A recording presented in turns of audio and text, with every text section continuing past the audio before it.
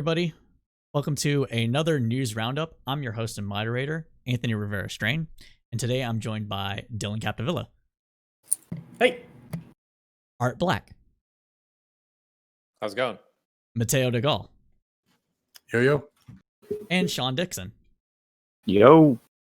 And this is Crowdsourced Politics. If this is your first time joining us, Crowdsourced Politics is a podcast born out of a Facebook political debate community. We do 2 episodes a month and a news roundup every Monday at 8 p.m. Eastern or thereabouts, live on Twitch, and soon to be also broadcasting, simulcasting to Facebook and YouTube.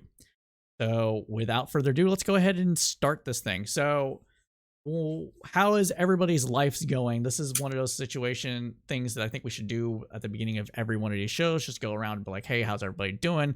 You know, share what's new in the world with you, and then before we get into what's new in the world with news. Just trudging through.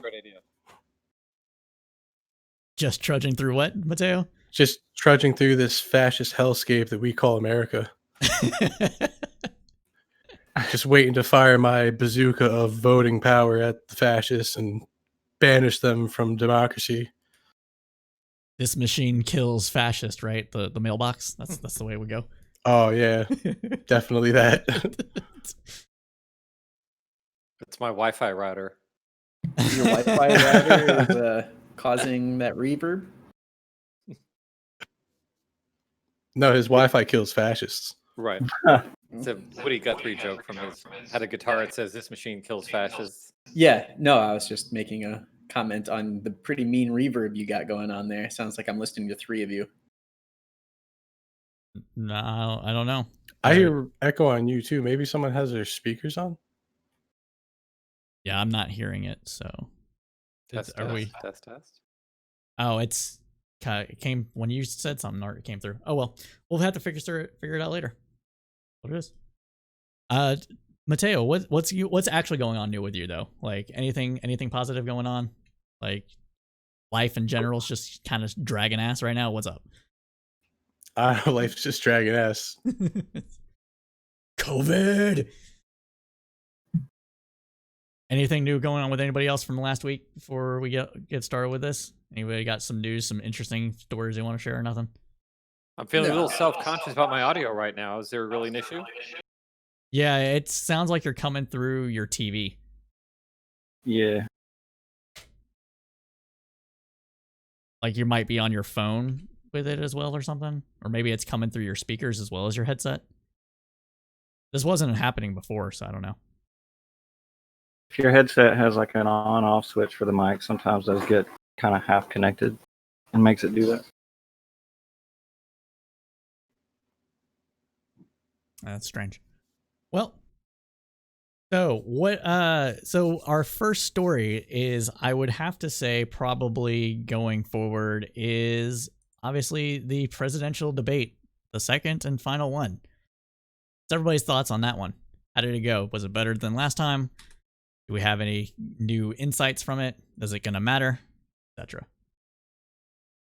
Not going to matter. Yeah, most of the votes are already cast.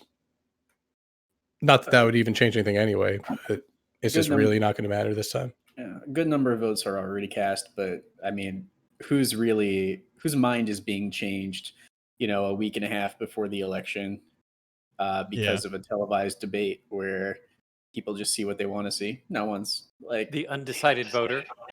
Yeah, that person. I think there might be 1 or 2 of them in Michigan. Who was the guy in the red sweater? Yeah. The dumbest people on earth. Those are who aren't decided.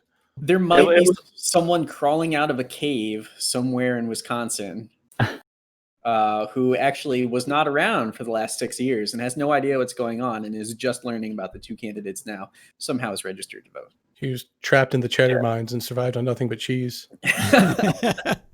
Or it's the Lincoln Project commercial where the guy wakes up. Yeah. That's what I'm talking about. All right. No. What are you talking about? I think I do. So Lincoln Project, like 2 weeks ago, put out. Oh, Sean, do you want to talk about it? Go ahead, man. No, I was just going to say they have so many videos coming out now. It's hard to keep up with all of them. Well, so the one I'm talking about, Lincoln Project, did like what would happen if you were a Republican and woke up from a coma and missed everything that happened over the last 4 years? And it's like a bunch of comedians that are like playing family members of this guy, and they're like just talking about everything that Trump did, and the guy's just like it gets more and more appalled as it goes on. It's just ridiculous. So he's undecided still, though. To make that clear. What Imagine was one? being. Go ahead. I was just going to say, imagine being so much of a political wonk that you follow the Lincoln Project. Ain't that the truth, man? None of we're the odd. Anybody that's watching us now, and us, especially us in this room, are the outliers here. We're the ones that are the political junkies. Most people don't pay attention to this shit. So we're the odd ones. We're the freaks, not the rest of the people out there. Yeah, Go ahead, Sean. Sorry. I was going to say on the debate, it was probably Trump's best performance that I've ever seen, Sure. But it wasn't good enough, and it was too little, too late. Basically, back to Dylan's point, there's going to be 2 or 3 people that have never seen Trump talk before, and they somehow saw that, and they're going to be like, "Yeah, that guy's cool. He's all right." No, don't know what everybody's talking about from before, but yeah, it's nothing. It's not going to change anything. Yeah, he's such a horrible president. Whether you want to go by technical reasons or like just his character, he's shit. No one's gonna. I mean, what does 538 have him at with his odds? Like 12. I think it was 9% chance of winning last I checked. Yeah, like it's over. It was 28% last in 2016, I think. Okay, yeah. Do you think there was anything from that debate that Trump did that is going to stick to Biden and actually hurt his chances? Or even if it doesn't hurt his chances, at least make people go, scratch your head and go, huh, I didn't think about it that way. No, I don't. I think relatively speaking, for the general population, how many people watched it? What, like? Oh, I don't know. I'd have to look it up. Yeah, I mean, I barely even watched it. I had it on, but it was just debate. I would say 2 or 3 million as a guess. It's somewhere in there. 63 million viewers. That's more than I thought. Jeez, yeah, I was what? like, I knew it was actually going to be pretty high. Like 63 million viewers is about a third of the voting public. Mm-hmm. Yeah. So, well, keep in mind. Are those just people who tuned in at some point, or is that like consistent viewers throughout the whole that's going to be hard to showing? measure. Let me get around the New York Times subscription block there, and I'll answer your question. Because once I saw Trump not trying to be a complete moron, I kind of tuned out. Got a little boring. Clearly, none of us on this cast are Trump supporters. I think one of the things that stuck out, at least for Trump, was the attacks on Biden with the whole fracking thing. Because he's like, Biden claimed that he never said that he was going to ban fracking, and then lo and behold, it's like got some clips, at least out of context, that looks like he's going to ban then fracking. Biden's like, "Oh no, I'm not going to ban fracking on federal land." I mean, he was caught just pandering to people. He's not going to ban fracking. He doesn't care. That's what he was mainly talking about in a lot of those, though. So I mean, yeah, because I doubt. Well, yeah, actually, the federal government might be able to try, but he's just going to leave it up to states. Like New York has it completely banned. He's not going to interfere. But yeah, I don't know. I'd have to go back and look at the videos to really say. I don't want to conclude on it. I feel like he was just pandering to people, saying we're going to ban fracking. Unless it was like really wrenched out of context, it's pretty hard to be like, "Oh no, I meant only on federal lands." Well, apparently he said that, and then the campaign came back and clarified that that's not what he meant. Huh. Well, you win some, you lose some, right? All right, Art, I got to get your video. I mean, it doesn't even matter at this point. Like I said, I mean, or not like I said, but like I have said, Trump is just such a horrible pick. Biden's got to do so much to lose this. Either that or Democrats just have to not vote. Botch it up to be, yeah, I gotcha. Well, so I think Was there anything so we all agreed there was nothing that Trump said that did, or nothing else that Trump said or that Biden said that did anything that we need to like cover? Didn't Trump say something like "Who built the cages, Joe"? Not that Yeah. necessarily has to be accurate. Just it's That is the probably one going thing to that stick with seems the to be people. sticking the most. Yeah. Yeah, it's going to be pretty easy for people to pick up and run away with, whether or not. My thing with that. Sorry, I keep cutting you off a little bit. No, go for it. It's cool. I cut people my off thing all with the time. the Trumpsters are loving this meme right now. They've got who made the cages with like the Rick Grimes meme and all the other memes you could imagine for that scenario. But it's like, okay, so they're basically saying Trump is using Obama and Joe Biden's plan in their cages, and it's like, how are you going to criticize Joe and Obama if you're using their cages for their plan that you're criticizing them for? It doesn't make any sense. It's like it's uselessly gesturing at hypocrisy. Yeah. Shout out to a certain streamer. But yeah, that seems to be all it is at this point for that. Like there's just nothing there they can do, and so they're trying to be like, well, you did it too, so it can't be that bad. Right. This is like the general strategy is that they just accuse him of everything. Like on one hand, Joe Biden is a socialist, and the other, Joe Biden is the candidate of Wall Street. Joe Biden is owned by Antifa, and he's for chaos and lawlessness. Joe Biden is the 1990. I'm gonna have you log out or something. Log back in. You're that bad. Double. That wait, bad? You're double. Wait. No. Go to your OBS thing and click on the speaker. Because it was doing it to me too, and I clicked on the speaker and it went away. So that's on our end, I think. He sounded very clear to me. Oh, I'm sorry. Okay, go ahead. Yeah, then saved you some time. Well, okay. What speaker? I'm sorry, because just mute it on your end from the OBS, so you could still hear it through Discord. Oh, I already did that. Like I muted the entire tab. Well, then I'm not sure because once I did that, the echo went away for me. All right, I'll mute this tab too.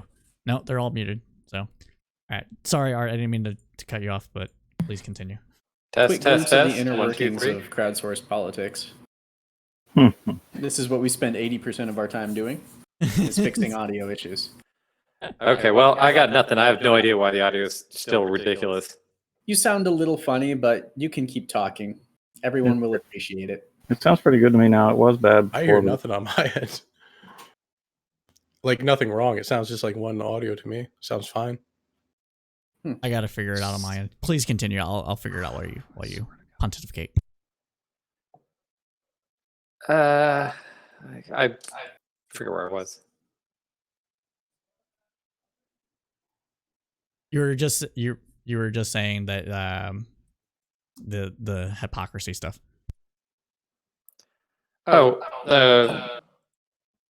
Okay, now I'm hearing myself like twice. I'm just going to try and log out and log back in. Yeah, it is back now. I can hear it now. Huh. Interesting.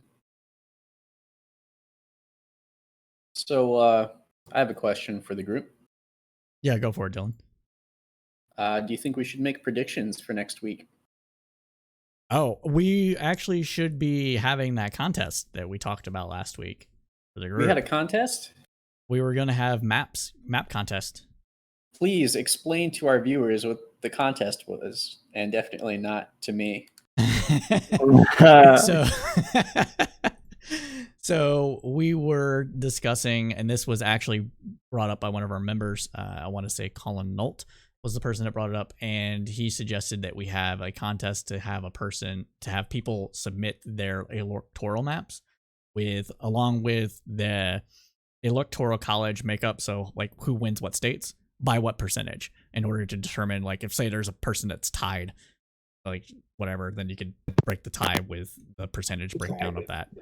And then, you just submit your maps to us using 270 to win, and the person that gets the closest or spot on, we'll give them a prize, probably a Crowdsourced Politics mug or a pin or something. Cool. I already knew that. But thanks for explaining the rules. So, but yeah, we should definitely do predictions and things like that. Speaking of predictions and things like that, we could probably tie this into our next topic, which is the amount of people that have voted already. With 8 days to the election, 61.4 million people have already casted their ballots. 61.4 million. Yes. 2016 turnout was 148 or something. This has I think this surpassed the 2016 election, if I recall correctly. Yeah, as far as early voting, it's totally past it now. I'd be a little surprised if it didn't. 55. Yeah, so it is about half of the amount of people that casted their vote total in 2016. 139 million in 2016. So I wonder what percentage of that comes from election day. I had always assumed that it was around half, but maybe we should get an actual number on that. What do you mean? How many of the votes cast are cast on election day in person, as opposed to, or at least counted on election day, as opposed to early votes? So last year it was, or not last year, but in 2016 it was roughly 2/3 were cast on election day. Okay. Of course, this is definitely not a year that we're going to be able to compare to any other year, given the circumstances. For sure. The voting This is going to be a year that's left out of all the other stats. Yeah, exactly. It's an outlier.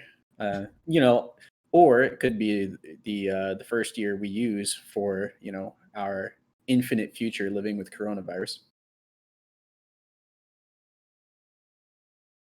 I think I just depressed the entire group. You're welcome. I don't want to live with COVID forever, man. I mean, we're going to, but like, not this bad, for the love of God, please. So we just one more to add onto the list of coronaviruses. No big deal. Are we about to have another wave of lockdowns? New shutdown? That's what I'm betting on. That's why I bought that probably. Yeah, I think as soon as the cold weather really rolls in, people are really going to start. There's going to be the normal sick season or whatever, but it's just going to be multiplied and amplified so much further. For sure, I think I totally agree with that as well. Do we have any inkling about our topic with the whole early voting, whether or not these numbers bode well for people actually turning out more than they did in 2016, or do we think that it's basically half of our early voted, about half will vote, and it will be about the same turnout percentage? What's our thoughts on that? I think turnout will be high, but I don't think it's going to be any kind of blowout because, the turnout will probably be driven more by people who just want to get rid of Trump than it will be people who are inspired by Joe Biden. Well, sure, but then again, there's people that really want to keep Trump in too, so that could mean if they're both activated, and that could lead to higher turnout on both ends. Yeah, like I said, it's going to be higher. I just don't think it's going to be anything special. I'm not even sure. If anything, people on the right are more probably, I'd feel disillusioned, but then again, that's just a guess. I don't have anything to go on. I wouldn't say disillusioned so much as complacent. Complacent? Yeah, I mean, when has something like the Lincoln Project ever happened? And that's just one example. It's pretty bad for Republicans this year, this cycle. Sure, but that's more representative of a particular group of Republicans with a lot of money, as opposed to a popular movement. They go into the basket that would normally be voting Republican, absent someone like Trump. Yeah, and that's my point. I don't think turnout on the Republican side is going to be anything stellar because a large chunk of them aren't joining in like they usually do. Trump has 80 I would bet it's a large chunk. 80% plus approval rating among Republicans, self-identified Republicans. The Lincoln Project and others like that seem to be, I won't say they're still Republicans, but they seem to be more of a minority within the Republican Party than they were, we'll say, during Mitt Romney's Sure. time. I'm not saying they're not a minority. I'm saying this level of dislike for a president, who knows? Maybe I'm wrong. Maybe 80%, My bad. Maybe 80% of Republicans actually do like him. I don't think it's really that much for Trump at all, really. So here's what I think on that front. I think that people don't actually look at and evaluate a president during his presidency, right? When they run, when someone runs for election, even if they get, a strong backing among their own party, like someone like Trump, right? And this happened with Obama as well. I think it doesn't really matter what they do for the next 4 years. People are always going to moderate themselves. And I wouldn't say become disillusioned, but it makes people tend to think that they're more reasonable, or that they come off as more reasonable when they go towards the middle, right? So if you ask your average Republican whether they approve of Trump, they might say yes. And then if you ask, well, do you approve of everything? They'll say, no, I disagree with blah, blah, blah. And sometimes it may be a real thing. Sometimes it may not be a real thing. But very few of them are going to be actually fanatic about it. I think you can basically remove the individuals from the candidacies, and you're still going to have this ebb and flow of red and blue support and disapproval. And the individuals themselves, the policies themselves, have only a moderate impact on those numbers. That's my opinion. No, I can see that, honestly. Colin, you got anything you want to add to this, Mateo, before we move on?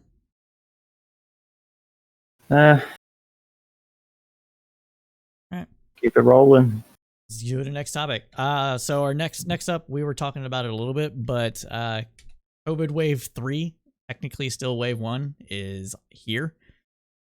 We have a surge in daily new cases in a lot of different major metropolitan areas and states.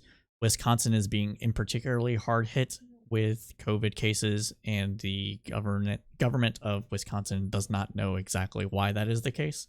We also have a surge of COVID cases that appears to be happening within some parts of Texas, and it looks like a part of Hawaii and Louisiana. No, I'm sorry, that's Alabama. In Alabama as well. We have some dark spots. If you're looking on the stream right now, you can see the little map that comes from the Associated Press, where the rolling average is getting pretty dark in some places. What's the cause of this, everybody? What do we think is driving this? What do we think? Do we think it's going to be a horrible, terrible winter? What's the thoughts? It's people interacting again, and it's probably just the seasonal nature of a coronavirus. It's no mystery how these things communicate. Damn, shouldn't have eaten before I did this. But the seasonal bit, we don't really understand that. I think it's a really good guess that this thing's not going to be that different than the other coronaviruses. Yeah, it does seem to have a bit more of... It has more to do with the way the virus is communicated than any kind of special qualities by the virus, I believe. Right. You're normally closer together when it's colder. That's how it's easier to spread. There might be other factors that make this more unique, but still on some level, it's just being in close proximity to people, which happens more in winter. That's going to help speed it up. That's not the only thing. Of course, it's other things like opening schools, I think, aren't they having sports games now? Some boring crap. World Series just wrapped up today. My hometown, they've been playing football for weeks, man. They're just doing it. They don't care. Yeah, so it's a lot of things, but it's also, I doubt there's going to be no seasonal factor to a coronavirus. Not the coronavirus, just like any of them, as far as I know. Right. No, it does seem like coronaviruses, which the cold is part of, do materialize more in the winter. I think it's like you were saying, it's the spread kind of thing, because from test, it seems that the droplets have more spread in dry air. When it's winter and fall, air is typically drier. It has more, it's denser, when it's colder. So cold air again. And with people indoors, there's not the circulation of airflow that you typically get. And a lot of the air is, for lack of a better term, stagnant. It's being like recycled air, or you're breathing in the same kind of air from everybody. So if more people packed into smaller places to avoid the cold, you're going to have more cases.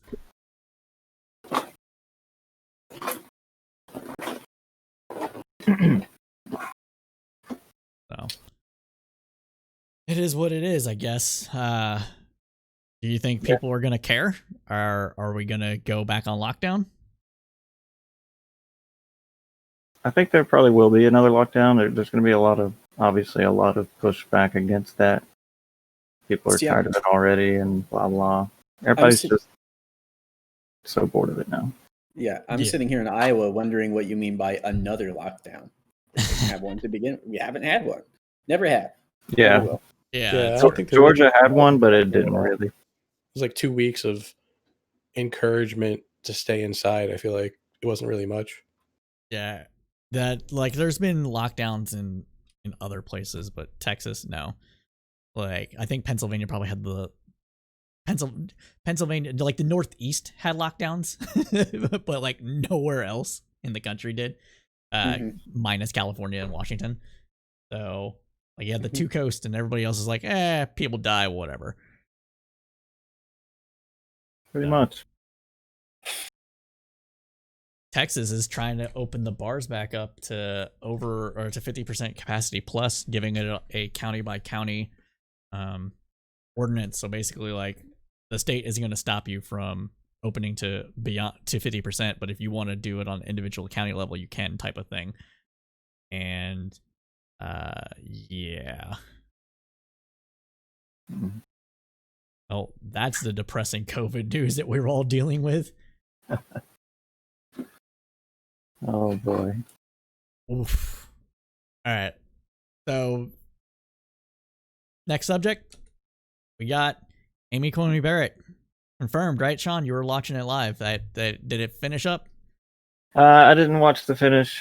I'm assuming that it's been confirmed, and Lindsey Graham was talking as usual, spiel, being a total hypocrite. I mean, it's a done deal. We all know that she's going to get. What is mentionable to me right now, one thing that stood out to me is just when Lindsey was giving his little speech near the end there, he basically let it slip out that he thinks Biden's going to be the next president. If you go back and listen to it, he says it in a way like, I'll serve the next president with the same blah, blah. And he basically, Trump's going to lose. Wow, I mean, Lindsey Graham would know, right? I guess. I don't know. Probably. He's probably going to lose himself. Probably going to lose. Yeah. Doesn't mean he will. Are there any we discussed her in one of our podcast episodes, what was it, RBG Ants and the Battle for the Courts, about 2 episodes ago. Go ahead and check it out. Is there anything else we need to cover with her nomination process, or whether or not she's going to be a decent judge? Fascism confirmed. God damn it, Mateo. I think she Democracy has the ability and the knowledge. 10/26, 2020. She probably has the ability and the knowledge to be a good judge, but she obviously has a clear bias, and she has to follow her path that she was raised on. That's the problem. That's all I got to say about it. You seem like you're like exacerbated by it. What's up? Oh, nothing. I'm just when you ask the question, is she going to be a good judge? That's not an easy question to answer, I think. Yeah. Let's put it like this. This is where you are on the political spectrum. When Judge Kavanaugh surprises everyone, decides something to the left, no one ever hears about it. So if she's good, no one will hear about it except right-wingers. When they'll of course complain, right? I'm from a certain I messed that whole thing up.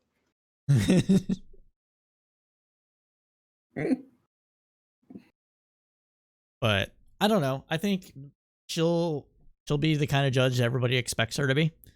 she'll have a conservative bent. There might be a few instances where she will side with liberals on some maybe civil rights issues or some. I doubt any like economic ones. That's typically not been the way the court has been divided. It's usually been the other way around. If they're on economic issues, if the court rules conservatively with more than a just slim majority, then it's usually liberals that end up going with the conservative position. The Roberts Court has been like the most business friendly court in a very long time. Very friendly, business friendly court. And that's one of the things that the leftists really have an issue with more so than the social issues. They can shut up and sell pencils from a cup. I don't give a fuck. Oh my god! Damn. No, I'm tired of leftist opinions on business. They don't come from a realistic perspective. They have an idea of right and wrong, and they're going to stick to that. And it was probably something they formed long before they even learned what a corporation is. So good luck changing their mind. Yeah, I do gotta admit, a lot of your traditional leftist politicians, they don't really seem to know a lot about numbers and economy and business. Like they sort of, but yeah, they do fuck it up a lot. I can agree with Mateo on a lot of that. Okay, so I mean, it depends on your definition of fucking it up, though. If you're like me, who's wants to go to a time before Friedman's ideas ruled economic circles, so. But go ahead, Dylan. I mean, that's another interesting question, which is is it a judge's responsibility to do what's good for the economy versus, I guess what you would call following the law, right? That's the judicial, or not the judicial, the legislative branch's job. Right. A judge's job is just to executive, yeah. But we have to go ahead, Dylan. Sorry, I'll let you finish. Oh yeah, no. So whether a court is more pro-business or not pro-business, I don't think it's really about knowing economies so much as it is knowing the law. And I'm going to withhold my opinion on Coney Barrett for now until I see her in action. I mean, I guess it's a fair lawyers fair with a business background, though. I think it makes a difference if someone's coming in there with really no understanding of the constraints that involve. Yeah, that's the type of law, right? I mean, someone with a usually a tax that law specialty, right, is going to have more of an understanding of the tax structure and why it is, why the structure is set up the way it is, and I mean the legalities behind it, rather than someone who does criminal law. I mean, that's just the reality of things. So. I mean, that's a fair point. I do want to mention that common law does dictate that that judges do end up either clarifying or on the margins defining what is and is not legal practices. We don't have a civic code like a lot of the rest of the world does. Like, our judges actually are, to a minor degree, legislatures. On a very low level. Yes, they're not making broad brush decisions most of the time, and if it is, it's usually based on some sort of. They're only legislators in the sense that they can clarify things that were not explicit.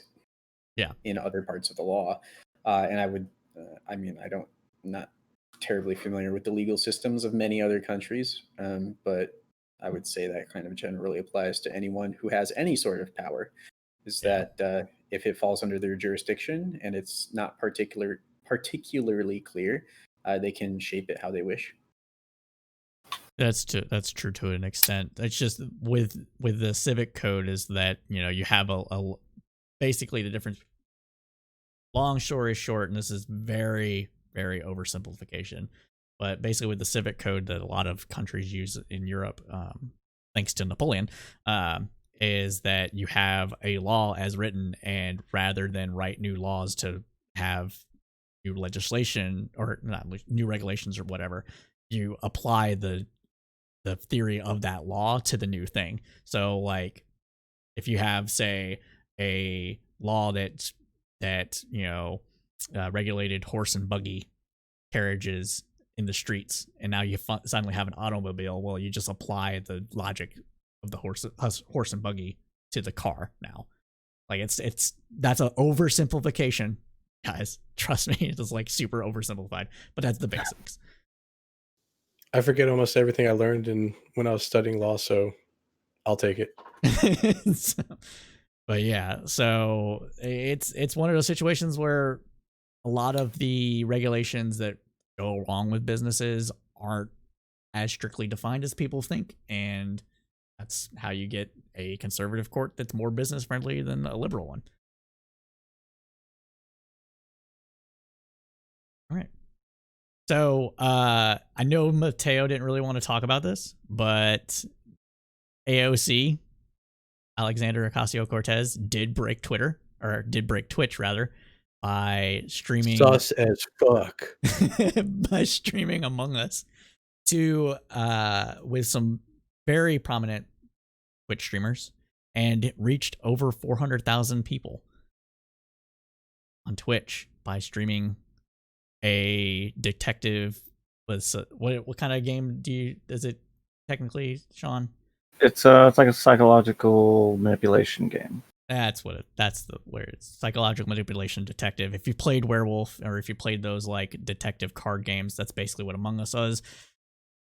If you're not in the know, you're not in the know. That's what it is. So, yeah. What are your thoughts about that? The primary purpose of it was to reach younger voters to try to help turn out the vote. Do we think it might have worked? Do you think it's effective? Is this where politics is going now? What's your thoughts? No. To put it in perspective, that was 0.5% of the viewership of the presidential debate, and we just got done talking about how the presidential debate did not really influence people. So I'm sure this excited those 400,000 people. I'm sure most of those. How many of the watchers were even of voting age? Yeah, I mean, I'm sure most of those 400,000 people were not influenced in their voting behavior by this. I mean, it's interesting. Like it's fun, but I wouldn't consider it terribly important. I think it's good. I think it's a positive move on her part. It's definitely looking towards the future. I mean, 5 years from now, everybody in that age range that was probably watching that's where they're going to be watching everything, is right here on Twitch or YouTube. Yeah, no, it's definitely, as far as voter outreach goes, good on them for doing it. It's just I just don't consider it news. I don't think it's important. You don't think it will? You don't think it will influence election? But do you think this is like? If I was an operative within the Democratic Party, I'd be like, yes. But outside of that, I shouldn't really care. Okay, I mean, I guess that's a fair point on that end. There was, for people that might not know, there was a guy on Twitch who Twitch and TikTok that ended up raising like $400,000 just by going around like leftist Twitch and TikTok videos. Turned out to be a total washout of, and when it comes to politics, didn't know anything. But he was able to drum up enough support to like keep his campaign going. So he even won his primary because of it. So I wouldn't be surprised if this is something that you see more of, to be honest. Yeah, I think it'll be something you see more of. It's voter outreach. That's all it is. Yeah, I mean, what I do like, I mean, sure, it's definitely more effective than, putting flyers on people's doors, right? Or definitely more effective than a town hall, right? 400,000 viewers is still 400,000 viewers. And I do like the fact that it's interactive, right? You can, you're not just playing a game with her, you're speaking with her, right? And granted, it was mostly celebrities and or Twitch celebrities, video games. Yeah, I mean, it wasn't not a whole lot of, as far as I'm aware, it wasn't like a whole lot of like everyday people interacting with her. But it was, it still gives you some idea that may be possible in some way. And I think one of the interesting things about this sort of game, particularly with a politician, is that it is designed to like make you lie and try to determine if people are lying to you, even if it's just text. I know on this particular thing, they were in like Discord, like we are, and trying to like figure out if people are telling the truth. And for to see that in real time for a politician, it's kind of interesting. I mean, behavioral experts on the Republican side should be taking note and looking for any kind of tells. I'm not even joking. Like, No, they should hopefully. you could learn a lot from that. Here's another thing. Like, imagine a candidate doing this 20 years ago, right? Like, we had the technology, the video game itself. Like, so in that game, there's one person going around killing everyone. People, yeah, and hiding and the you bodies. have to and you have to figure out who it is before they kill everyone. When they kill people, it's pretty violent. Like, they literally cut people in half, and there's a Eat giant them. bone sticking. Yeah, there's a giant That's bone sticking, progress. and their It's bloody violent. body is just laying on the floor. like that would have been a huge scandal 20 years ago, and now it's They would have like, tried to ban it. Yeah. yeah, Nowadays, the parents are in on it. yeah, it's Oh my God, look at it's us, honey. fun, We're yeah. playing this game together. Oh, Couldn't little happen Daisy soon got enough. me I'm again. glad video game hysteria is going to go away. and this game is huge because you can play it like casually on your phone and everything. Like each game takes maybe 10 minutes to complete. It's one of those quick kind of fast-paced Oh, games. mobile gaming and quick. This is going to be a major moneymaker. Like the way gaming is going, like just mobile games for some reason they make more money than anything else. I think it's because you do so little in so little time that you could sneak in that much more like advertisements or something, or at least in-game purchases. I'm not sure what it is, but I just It's the always hear in-game that. purchases. It's the fact that it's always on the person, and then you've got all these That younger too. people that are just like, oh yeah, I like this. Click, Yeah. click, click. And if Oh, you I go like in many places, like that's how most people access the internet is on their phones. You know, mobile browsing is more prominent than desktop browsing. You know? I mean, if a PlayStation was portable, they'd definitely be getting more sales. Yeah. Man, remember the PSP? Yeah, No, I do. That but thing I was didn't know way more. ahead of its time. It was. it was pretty ahead. What was the Vita? PlayStation Portable? Was that a thing? Was Yeah, that the a thing? Vita. Yeah. The That Vita, sounds like they it was. They could have did well with that, but it just didn't take off. Yeah, the Vita was the second one. By the way, folks, this is your technology segment on Crowdsourced Politics. Pre-iPhone Nerds. history. But yeah, I think this is actually a kind of a cool thing. We were talking about it amongst ourselves in the group to be having like one day a week or maybe twice a month where we just get on and play this kind of game or some other games together. So be on the lookout for that too. Let's go on to the next subject, which is do you guys want to skip the Ivanka, Jared, Kushner thing? Yes. Yeah, We it's could not really news. 10 seconds to mention it, maybe. All right, yeah, cover it. I mean, All right, Kicker.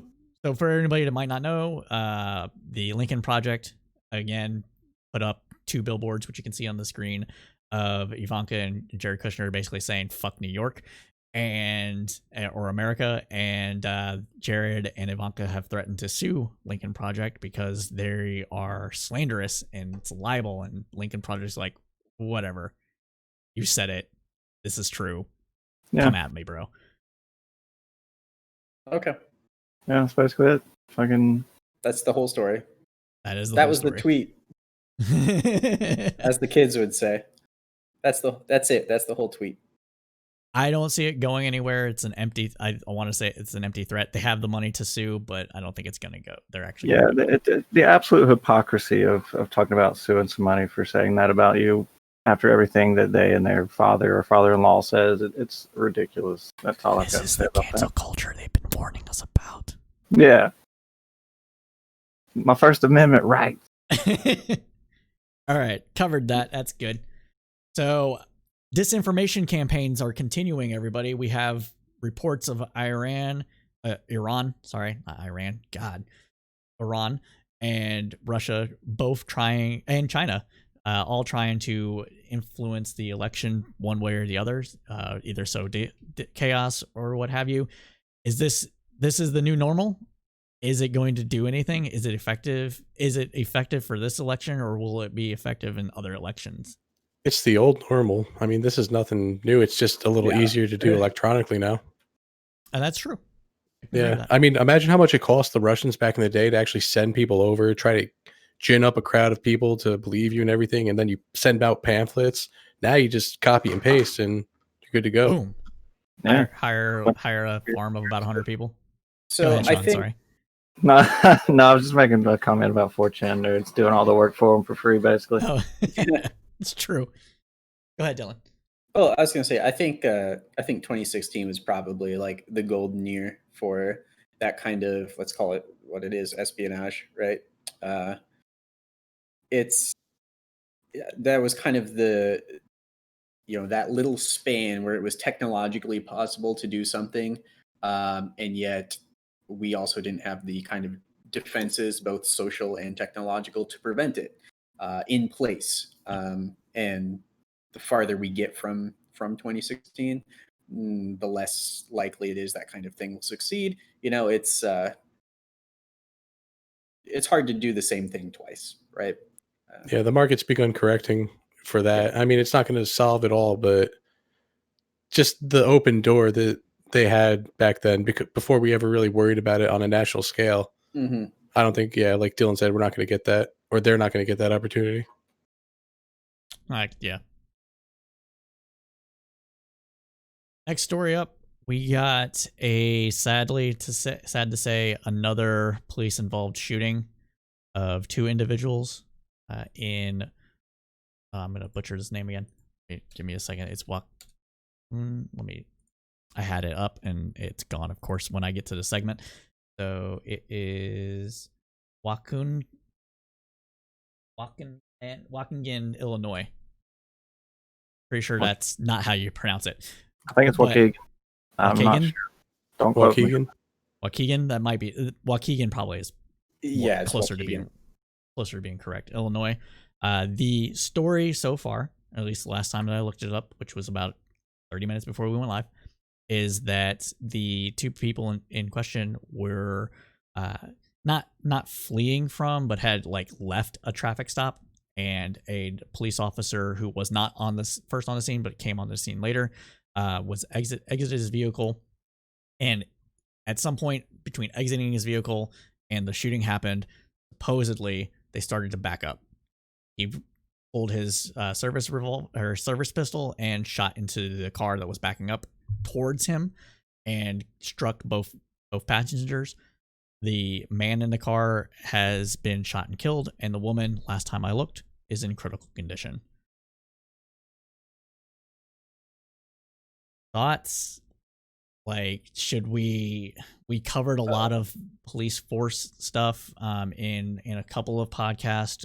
One of them is on YouTube, which is 8 Can't Wait, and another one was what was it? Conversation with Desmond Child's Social Work as Policing. And this seems to be one of those situations where another police officer fires into a moving vehicle when they could potentially just got out of the way or what have you. What's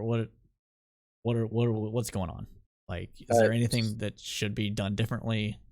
Yeah, so for just a little bit of extra context, Waukegan, Illinois is one town over from Kenosha, Wisconsin. Kenosha is on the border of Illinois and Wisconsin. Waukegan is just south of it. Those are both kind of sort of suburbs of Chicago, north of it by a few miles. So this is very close to where the previous shooting took place. Right. And local tensions are probably very high, especially now after this.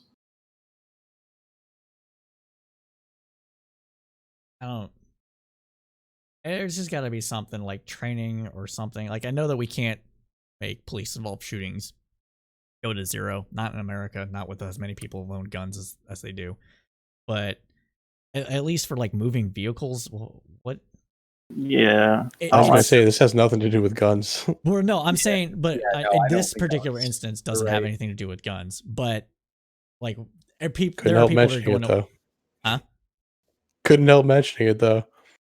No, but I mean, it's true though. There's a lot of people out there that think that we should be able to get police-involved shootings down to zero, to non-existent, and that's not going to happen as long as we have an armed populace. Whether you agree with an armed populace or not, that is one of the contributing factors to this. This particular case had nothing to do with an armed populace, but that kind of level of wanting it to go away is I'm just commenting on the fact that it's probably not going to happen. That said, go ahead, Dylan. Yeah, guns are not. Oh, yeah, sorry. no, I have stated before that I am definitely a supporter of probably stricter gun control than anyone else on this panel. But no, I don't know if that was really an accurate comment. But yeah, let's get back to the Waukegan shooting. Yeah. Go ahead, Mateo. You had something that you wanted to add to this, or was you just going to keep commenting on what I was saying? Yeah, no, I had nothing. Okay. So with this particular one, like, it's another moving vehicle incident. Why? I don't understand why police officers feel like it is a good idea. Like, I don't know what the training it is or what have you. It's a good idea to shoot at a moving vehicle, because even if you're the surest Just shot, moving. Yeah, moving vehicle, like any moving in vehicle. Any direction, no matter how close they are or whether or not they're in its path. Yeah, like, because it's a moving. Like, that's a problem. They shouldn't be doing that. Like, that's what I'm saying. Like, I don't think like it. I'm not trying to like say never. At the same time, yeah, it's a moving target. Even if you're the surest shot, like, you're putting other people in danger. When and if more likely than not, you can get the fuck out of the way. If you're shooting it and as a means to stop it from hurting you, and it's a moving vehicle, your chances of surviving that are going to be much higher if you just move out of the way rather than try and aim and shoot at the person in the car. But if someone is using a deadly weapon and it's being aimed at me, I'm still reasonably well within my rights to return that force. Like, yeah, if it's, I haven't seen the video, so if it's just like creepy, like really, yeah, the guy is obviously not justified. There's no danger. Going in reverse also. Yeah, this was in a reverse. Yeah, if it's like, when you let off the gas or the brake pedal and it just kind of rolls, that's not going to be, that's not endangering a life. Like you said, you could just walk to the side and you're good. Dylan, you wanted to break in. Go ahead. Oh, I was just going to say that the officer was fired for the incident already. Oh, that's good. I did not read that when I read this. Thank you for pointing it up. Right. So I'm looking for any statements from the police on this, and it looks they said he was fired for violating police procedure, but it doesn't necessarily say that it was because of this, what procedures he violated in this specific case. Right. How fast was it? Like, I haven't seen any videos, so if the car really was creeping, it's either. Yeah, it's obvious he was in the wrong. My whole thing is like the police. It's one thing if it's like, I don't know, like you're a foot away or something, but like a lot of these, if they're showing complete disregard for human life with that car and you let them go and they kill someone else, that's on you. Like, if you're talking about endangering lives, you got to weigh those things out in the moment. I didn't say let them go. I just said, why shoot at a moving vehicle? There's other ways that you can stop them. You can. There's other things that police officers can do in most instances from these things that should be able to stop that vehicle, whether it's setting up a roadblock, tire spikes, whatever. Like, there's other things that can be done to stop a fleeing vehicle rather than shooting at it, which endangers other people in the area as well. Or at least has a potential to. I mean, in the moment, you have to weigh out who you're endangering more by shooting in that area or letting the people who clearly aren't worried about trying to kill people, if that's what happened, of course, and letting them just speed down the street until you could sometime later on in the day get a roadblock, assuming they're not going to get away. Later in the day, I mean, if a car, it takes a while to set that up. Yeah, I mean, but if a car takes off, track them, I mean, you're as a police officer, you chase them. I mean, it doesn't need to be like a high speed. Endangering more lives by chasing them, right? If that's everything they have to do is going to endanger other lives. Their job kind of requires it in a lot of cases. Endangering more lives, like if you open fire on a vehicle, that endangers lives. Probably less lives if you shoot. Yeah, it does, but it probably endangers less than barreling down streets, than barreling down residential avenues with two cars. Man, it's dead. Like, his life was endangered. Okay, and when you calm down, we could talk about what's more dangerous: throwing two cars down the street going 100 plus, or shooting a couple bullets in the moment. Shooting a couple bullets, the dude's fucking dead. Like, well, no, I think. Okay, hold on. I don't think that's how it works. Well, I guess the dude's dead. Like, his life is not worth less than someone. Let me break in. Potentially, Mateo is. I'm just gonna break in. What is wrong with you, dude? Let me break in really quick. Dead. Hey. Yeah, he's dead, Dylan. You got me. So what Mateo is saying here is that there is, if you're weighing potential loss of other people, like not in this instance, we're not talking about this instance, we're talking about other hypotheticals. Dylan's using hindsight to make a point, and it's just silly. My insight, look, he's dead. No, sorry. The idea is that more people could have died the other way, and you're like, he's dead. Okay, you got me. But you're not. Okay, look, when you have that, you're taking probability and you're taking cost, right? Probability and cost. So probability of shooting, probability of someone dying. And yes, the person who's threatening other lives is actually worth less than some random. Let me finish. Okay. No.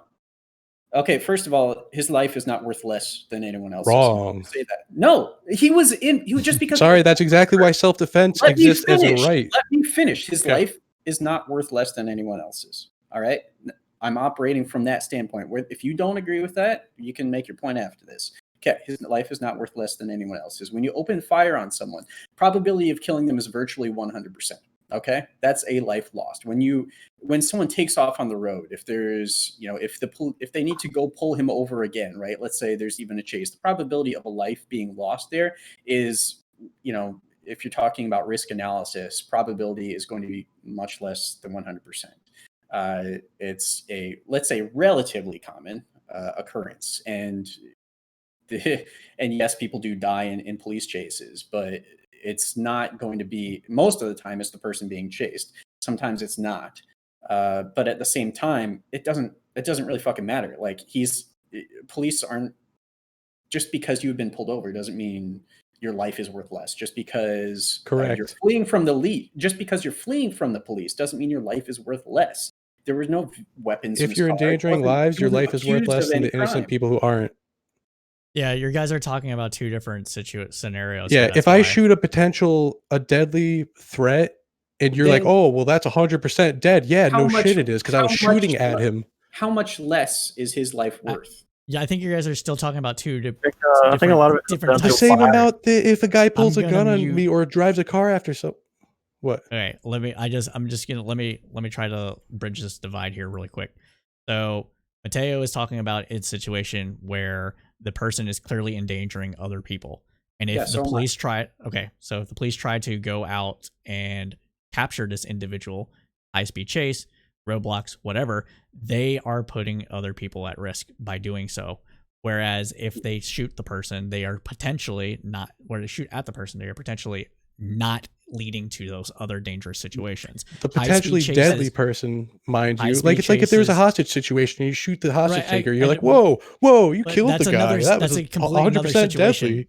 Like, so I'm just saying there are times where their lives are obviously worth less, and we're going to take action on that. What are the odds of him killing someone if he takes off? I don't have that answer, but I'm sure it's more than whether or not he ended that. Look, he put an end to that threat by killing him. Yeah, but nobody died. You're only counting that kid. I'm gonna mute both of you really quick. Sorry, this is not me being a dick. I'm just 1 second. All right, you guys are talking past each other, so that's the only reason I'm muting both of you. Yeah, I muted you on my end, so you guys are still talking to each other. Okay, let me ask you a question. No one heard any of that shit. All right, so let me ask you a question. What is the probability, if he takes off, that he takes another life? What's the probability? I don't have that answer, but if I'm a cop in that moment, I'm not going to do that calculation either, and I should never be expected to. And no amount of hindsight. Yeah, we're not. We're talking as if we were. No, listen. But we're not cops, and we're not in that moment. So, what's the probability, right? Would you say I don't have that answer? It's obviously greater than. It's greater than if you were to put a bullet in the guy. Greater than 50%. I don't have that answer, Dylan. I am never going to have a number for you, but it's greater than if you were to end the threat at the spot. So how can it's not hard? It's not difficult. How can you possibly say with certainty that because they killed him and he didn't kill anyone? I can't say with certainty, Dylan. What you're saying is that if he got away, he definitely would have killed someone. If he got away, the chances of him hitting people are pretty good. I think speeding away. What the hell are speeding laws for? I'm going to call this off. Don't do either option. Don't shoot them or chase them. Yeah, there's more. The reason why they end high-speed shoots GPS magnetic tracking devices. And then actually a drone. There's other ways to go about this. Letting him go severely the correct answer. You don't have to fucking shoot the guy dead. Oh, you don't have to, no, but it's obviously an option that should decision. be It wasn't the allowed. right decision. It wasn't the proper decision. Someone's life is in danger. Yeah. He fucking killed a guy, and you're trying to defend him. Like, Oh, he yeah. killed a guy for a poor reason, a very poor reason. Circumstances. All right, I can't Depends hear on either of you now. circumstances. I'm defending a hypothetical situation because I don't know enough about this actual one that happened. So a lot of this is based on ifs. It's not like I'm actually defending that guy because I don't know enough about the actual case. Yeah, so just to round this out, Yeah, this came out of some hypotheticals, and someone got a everything that little just transferred worked up was on not it. about what happened in Illinois this past weekend. Hypotheticals of whether or not people should shoot at moving vehicles. Right. So, And it depends. I personally think that there are other ways to go about this.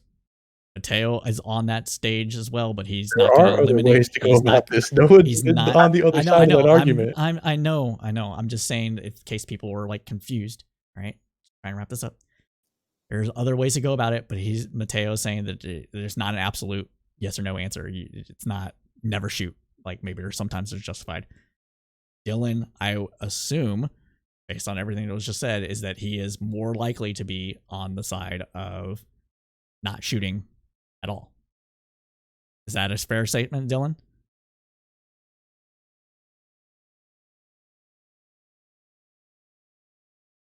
Hello? Hello. It was my repeat a fair statement? I actually didn't hear you. I'm sorry. I had to mute you for 1 second. Can you repeat that one more time? My assumption is that Dylan is more leaning towards the side of a police officer never shooting at a moving vehicle. Is that a fair statement? No. Okay. So in that case, everybody was talking past each other and arguing over his hypothetical, and we can address this at another time. I think some people were implying that, but then when you read it back to them, they realize how bad of an argument it is, and then say no. No, I don't think that's fair assessment. I know, but I want to be a dick. So just the gist of my argument was that what Mateo was suggesting was not properly taking into consideration the risk analysis. That's all I was saying. Okay, and that is a fair thing to discuss. But I think we've talked about the subject enough. So let's move on to the next one, which is tangentially related to what we were just talking about. But that I need to look up the name again. Alicia Garza was a potential victim. I guess would be a good way to say it. A white nationalist person was arrested by the FBI, and she was on his list of potential kidnapping victims. This, for those that don't know, Alicia Garza is one of the co-founders of BLM National Organization, and the right wing has had an issue with BLM since its inception, and that's what it's come to now. Thoughts? BLM in general. BLM in general is the FBI doing a good job about keeping tabs on white nationalists? No. Okay. Oh, definitely not. Is this Trump made that really? That's He neutered their abilities to really follow white nationalists. agree? Sean, you had something you wanted to add? It's like the third kidnapping plot that the FBI has sort of foiled recently from the right wing. We've got Governor Whitmer, and there was another governor that they announced yesterday. I can't remember. I want to think it was Arizona, maybe. Yeah, I think Arizona sounds right. I'll look it up real quick. I'm trying to find it now. So that I don't know if this is just randomly connected or if there's some other bigger circle, some sort of group out there that's guiding all of these people, these smaller groups. I mean, these groups are far and few in between, kind of. Like, they probably have to band together. Like, I bet you they all kind of hang around the same corners of the internet somehow. Yeah, they have some I wouldn't be Discord surprised if it's- 4chan group somewhere, and they're all being led. Yeah, I wouldn't be surprised if the web is pretty tight. You get this one, you get that one, and then you'll be Trump's best favorite soldier. Yeah, I'm having a hard time. Oh, Virginia. That's who it was. Virginia. That's what I was going to say. But then when she said Arizona, I was like, oh, never mind. Arizona I figured sounded out. right, but I yeah, don't know why I Virginia thought was the Arizona correct one. felt right.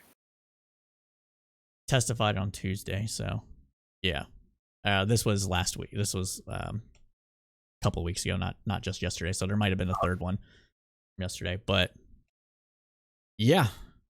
What is this a lashing out over COVID? Is this a lashing out over the fact that Trump might lose? Is Trump emboldening this? What's going on? Why do we seem to have all these kind of things happening, a month, 2 months just before the election? I mean, these have probably been going on for a very long time. I think they became news recently for whatever reason, but I wouldn't be surprised if these were long-running conspiracies. Oh no, they're definitely long-running conspiracies. I wholly agree with that. But I'm saying, like, right now they're being thwarted now. So either they were in the process of being executed, or the FBI had some reason to assume that, like, either this is all we got going on, or we have to do this to stop something serious from happening. Possible voter intimidation, like if these people think, or not even voter intimidation, maybe politician intimidation, mm-hmm. or even, I don't know, maybe they think it's just the revolution's going to happen now, and since it's so close to an election season, tensions are high, spirits are high for these kinds of people. Maybe they think, like, this is going to start the revolution, we just got to spark the fuse. Could be a lot of things. I think that's a fair point. Sean, did you have something you were going to add to that? Yeah, it's a combination of all those things you said, and it's just it's also technology is being made easier and easier to use by stupid people. Technology companies are making it so simple for people to do things that used to take a lot of years of studying and learning and practicing with software and editing, but now it's like, boom, you can do it. You can connect with anybody. They've made it too easy for these people, and that's part of where all this is coming from, and that's why they're being caught now, because they're not as smart as they think, and they're trackable. They're fine. I think that's a great analysis on that, man. Thank you. One of the other things that's kind of related to what we're talking about now is that the Missouri courthouse fire that was started during the protest, George Floyd protest. The person arrested there was tied to the Boogaloo movement. So, are we seeing more of the accelerationist from right wing people trying to start stuff, or is this just who happens to be caught? He did, or did he get arrested over there? I was about to say, this might just be, he got caught. It's not necessarily like that means right wingers are the ones like leading all this. Well, there's been quite a few instances of it, right? Oh, there has. I'm just saying, if there's a giant fire at a fire station, you got hundreds of people kind of taking part in it, and then a right winger gets arrested, we can't just be like, oh, that's that. I don't think it's that simple. With these the courthouse. I shot an AK at the building, I believe, right? With the courthouse in particular, those were fires started by like one or two individuals from what we've seen on cameras. That one, and I believe he shot like a gun at the building. I think it was an AK-47 or something. Yeah. And a lot of these cases, there's a protest, there's hundreds, dozens, thousands, however many people are there, and then you've got the people that are being caught on cameras randomly in the corner of somebody's shot or something, actually causing the massive violence or whatever act that people like to talk about in the news, and then blame it on the protesters. There's a lot more of this going on than has been captured by the FBI. That's for sure. I'd say so. Yeah. There's almost always more going on than we could really find out. And this guy was a Texas native as well. Harrison and that Hunter. One dude with the AutoZone, which was so obviously fake. Like that guy was he was just so dispassionate. Like it's like his job. Like, oh, okay, time to make the donuts. Starting riots. The thing about that one, it was just like, are you a cop? No, I'm a civilian. Who the fuck talks like that? Yeah. Cops, military people. Those are the only two people that talk like that. Like, or war game nerds, possibly. Yeah. Okay, possibly. But how many of those people are going out smashing shit and not playing fucking Warhammer in their basement? Yeah, or good at some game shop. Like, I'm gonna go participate in a riot, guys. Like, come on. Well, for the Emperor. I mean, Nazis do like that guy. Fucking hate everything. It's a weird world, man. What was it? Speaking of nerd stuff that's been like changed, there was it was Vampire the Masquerade, the new one. I don't remember what it's called, the new World of Darkness thing, and I'm getting my nerd on now, but they changed up the main like evil vampire sect in the game to be less Nazi. Combat Nazis using them. Like, I don't know, it was something weird. It happened a while ago, so I could be talking out my ass at this point. They might have changed their mind, but yeah. Not familiar with that one. Nope. And then my last topic that I wanted to talk about was with Cawthorn.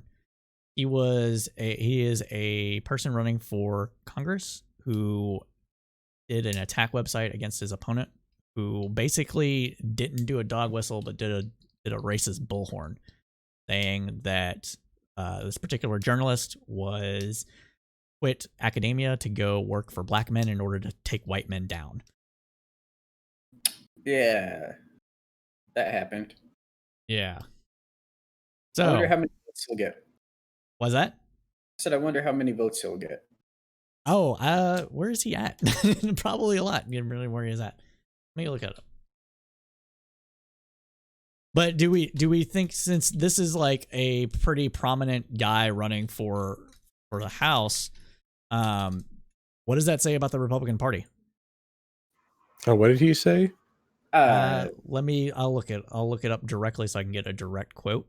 But what I said was basically what he said, and I will get the words in it while I go back to my little link and pull it up.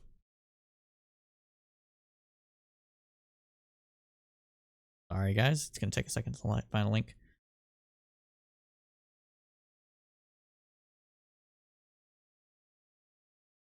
Madison Cawthorn, a Republican candidate for the House from North Carolina, created an attack website accusing a journalist of leaving a job in academia to work for non-white males like Cory Booker, who aims to ruin white males running for office.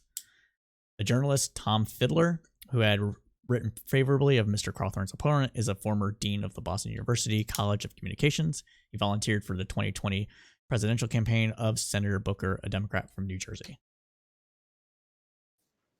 I mean, I would love to know where he came up with that. He's like, oh, she just wants to go work for non-white males, and I need to talk about this. Like, who was it? A journalist? Yeah, the person was. Let me read the name again. Tom Fielder. Tom Fielder, and Yeah. he was the Boston University's college dean of the Boston University College of Communications prior to dropping. Yeah. So, I mean, the obvious response. So, yeah, I did see that on the website when that story first broke. I looked. It was not taken down quickly enough to escape many prying eyes. Yeah, I mean, the obvious response to this, if you're the Republican Party, is to immediately and quickly disown him, because it was people find any way that they can to play off any kind of racist tendencies as either more severe or less severe, depending on your political affiliation, than they are. But this is not something that can be played off as less severe. He literally said he was attacking someone for working for a black man. Just what? There's no defense you can make for that. There's no way that you can play that off as anything other than what it is. So. And he's not a know-nothing, or not a know-nothing, and he is not an inconsequential Republican. He was one of the people picked to speak at the RNC this year. So anybody that gets a speaking slot at a convention is usually considered a rising star within the party, even if it's a minor one. And he was one of those people. So here's another interesting fact about this guy.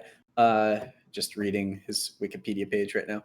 So he made an Instagram post in 2017 where he visited Adolf Hitler's vacation residence. He called the site Supreme Evil. Oh, right. He called it Supreme Evil, but he also referred to Hitler as Führer.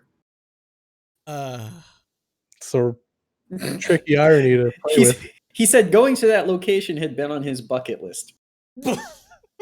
Yeah. Right. Okay. This dude. Hi, Mr. I'm not a Nazi. Next, we'll walk through where the beer hall putsch went. Well, yeah, I mean, so and mourn over its failure. Yeah, I mean, so there are legitimate Nazis out there, neo-Nazis. They do exist. And in the public eye, they hide themselves, but sometimes they don't hide themselves very well. This guy's one of them. Yep. Just wanted to visit. Such a beautiful view. The vestibule was just so gorgeous. Where else are you going to get that kind of view, guys? I mean, we can make fun of this clearly, but what? Like what? Like I want to know, Mateo. Tell me, what does this mean for Republicans, man? Like, I don't know. Why is this happening? Just own him. Probably because of where he runs. Like it's probably some flyover state. Is my guess. It's North Carolina. Kind of, not really. Sort of. Yeah, I was gonna say not as much as I thought. Deep in the South. I mean, still kind of. It's the South, yeah. So I mean, that'll be my next excuse. But I don't know. I think it's just Northeastern Republicans and California Republicans aren't like other Republicans. I think that's what it says.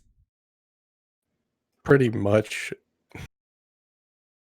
If we had to go ahead, Dylan. So this is North Carolina, but it's far western North Carolina.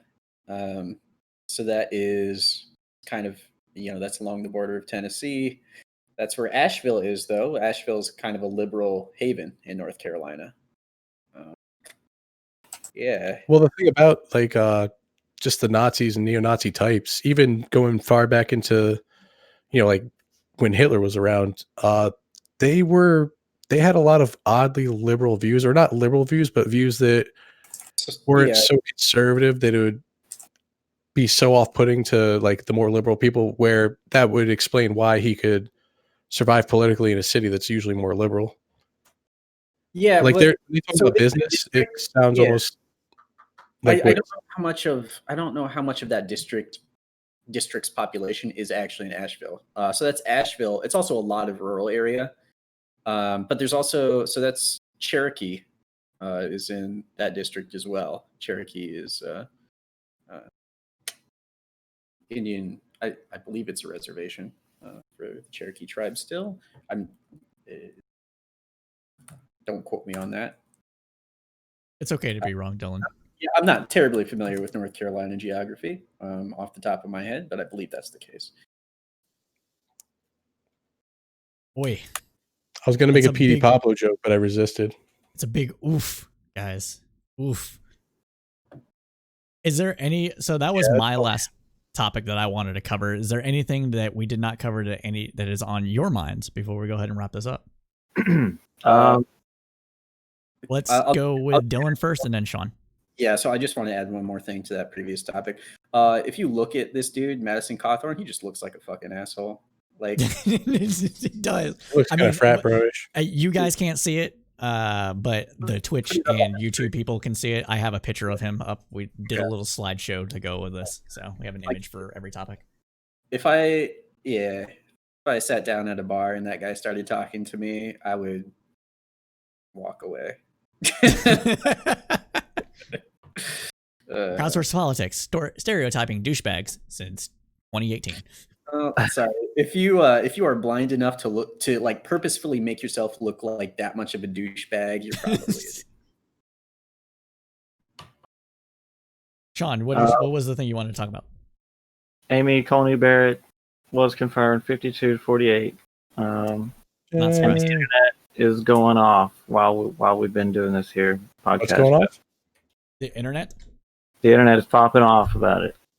Fascism confirmed. It's too late for us all. My dumbass Senator David Perdue has put up an ad about it. Like, look at me helping out Perdue or Amy Barrett, whatever. And the comments are very surprisingly all anti, just totally against it. I thought it was just going to be everybody like, good job, Trump 2020, yeah. But it's every single comment is like, "Fuck you, you piece of The shit." internet's not where you want to go for right-wing support unless it's very, very specific areas. Unless you're Don't on care. conservative Twitter. I don't care about hypocrisy. That may sound controversial, but thing is, most people don't care about hypocrisy. The question is the hypocrisy on your side? Is it not? Right? Yep.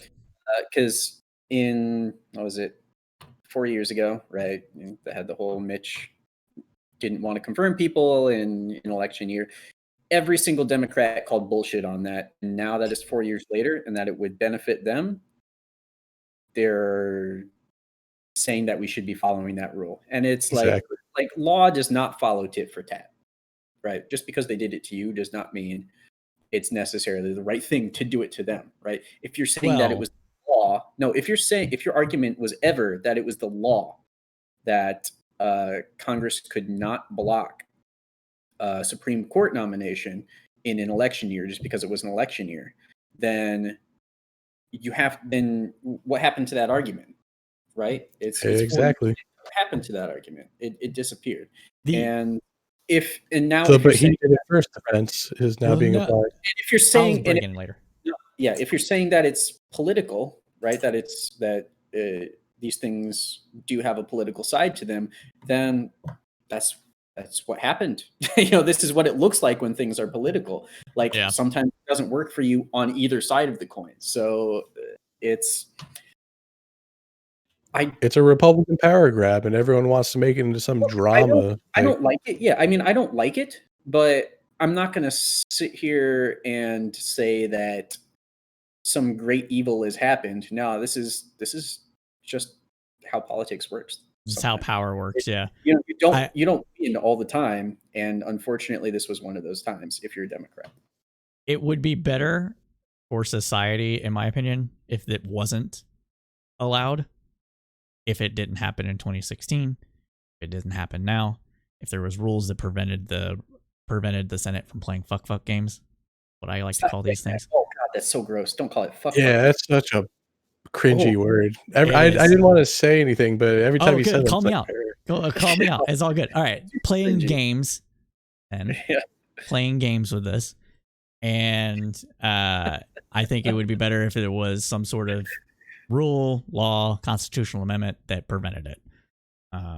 Especially after we talked about everything that we talked about with our social trust episode. There is a blue wave.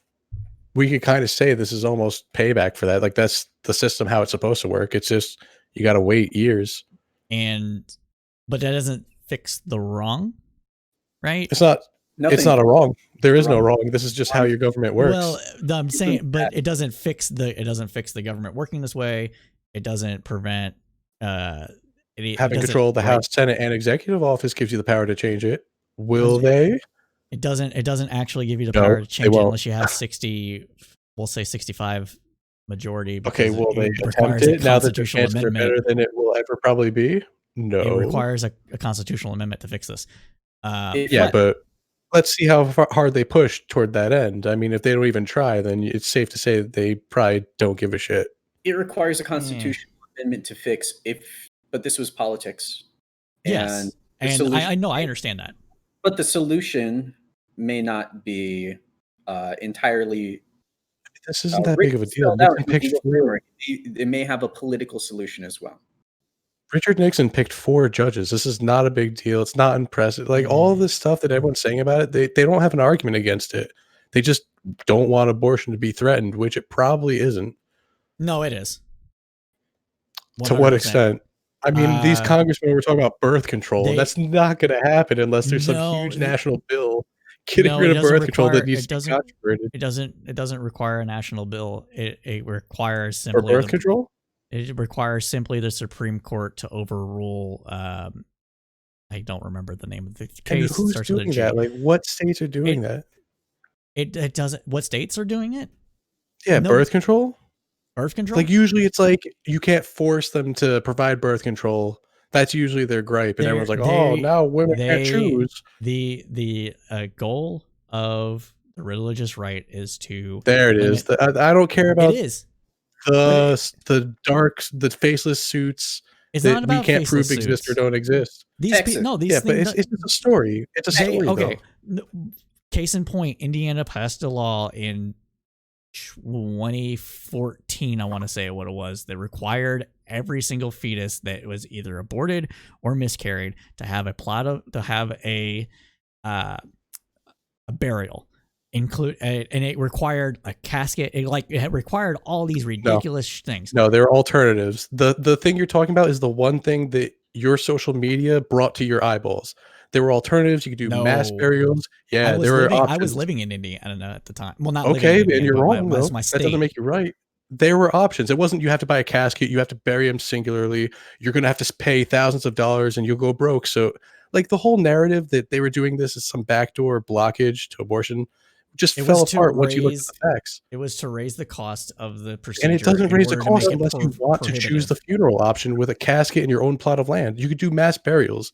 They have laws of how you dispose of animal remains. Having laws about disposal of human remains is not controversial unless you make it into some sort of the right to choose is not going to happen anymore, which is bullshit because, like I said, you could just throw them into a mass burial. You don't have to do an individual funeral. Dylan went sideways 90 degrees. I'll have to reread the law because I don't recall it being like you said. Is this better? Oh, it's just a different resolution. Okay. You need to flip your phone like you're... I didn't touch my phone. The thing is, most of these horror story laws that we come across on the internet, there's always a reasonable explanation. There's always more to it. And this is clearly one of them. Like, this was, when I first heard about it, I was like, that's horrific, but also it's so horrific that I'm kind of, the not totally sold right away on it either. Lower courts actually struck down the burial provision. So I think that's why. It was ultimately struck down, but there were options. Like, it wasn't what everyone said it was. Like, there was so much more to it than what made its way to, popular news, CNN and shit. Anyways. So yeah, I mean, if that's an argument against Amy Coney Barrett, it's, in my opinion, not a great one. I got completely off track. What I was going to say with this other stuff that we were kind of talking about was the whole tit for tat thing.